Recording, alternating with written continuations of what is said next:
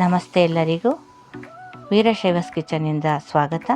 ಈ ದಿನ ನಾವು ಬೂದು ಕುಂಬಳಕಾಯಿಯ ಯೂಸ್ ಮಾಡಿ ಹೇಗೆ ಸಾಂಬಾರನ್ನು ಮಾಡೋದು ಅಂತ ತಿಳ್ಕೊಳ್ಳೋಣ. ಮೊದಲಿಗೆ ಕುಕ್ಕರ್ನಲ್ಲಿ 1 ಕಪ್ ಬೇಳೆ ಹಾಗೂ 2 ಸ್ಪೂನು ಅಥವಾ ರುಚಿಗೆ ತಕ್ಕಷ್ಟು ಖಾರವನ್ನು ಹಾಕಿ ಬೇಯಿಸಿಟ್ಕೊಳ್ಳಿ. 3 ಕೂಗಿಸಿ ಆ ನಂತರ ನಾವು ಹೆಚ್ಚಿಟ್ಟ ಬೂದು ಕುಂಬಳಕಾಯಿಗಳನ್ನು ಹಾಕಿ ಕೂಗ್ಸೋ ಅವಶ್ಯಕತೆ ಇಲ್ಲ, ಏರ್ ಲಾಕ್ ಮಾಡಿಸಿ ಆ ನಂತರ ಮತ್ತೆ ತೆಗೆದು ನೋಡಿ ಈ ಹದದಲ್ಲಿ ಬೆಂದಿರಬೇಕು. ಯಾವುದೇ ಕಾರಣಕ್ಕೂ ಕೂಗ್ಸೋಕ್ಕೆ ಹೋಗಬೇಡಿ. ನಂತರ ಬಾಣಲಿಗೆ ಎಣ್ಣೆ, ಸಾಸಿವೆ,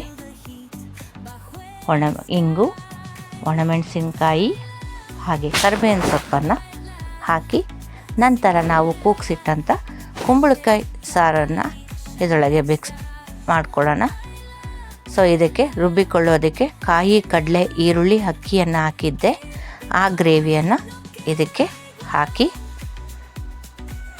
ನಂತರ ಚೆನ್ನಾಗಿ ಕುದಿಸಿ. ಸೊ ರುಚಿಗೆ ಉಪ್ಪನ್ನು ಹಾಕ್ಕೊಳ್ಳಿ.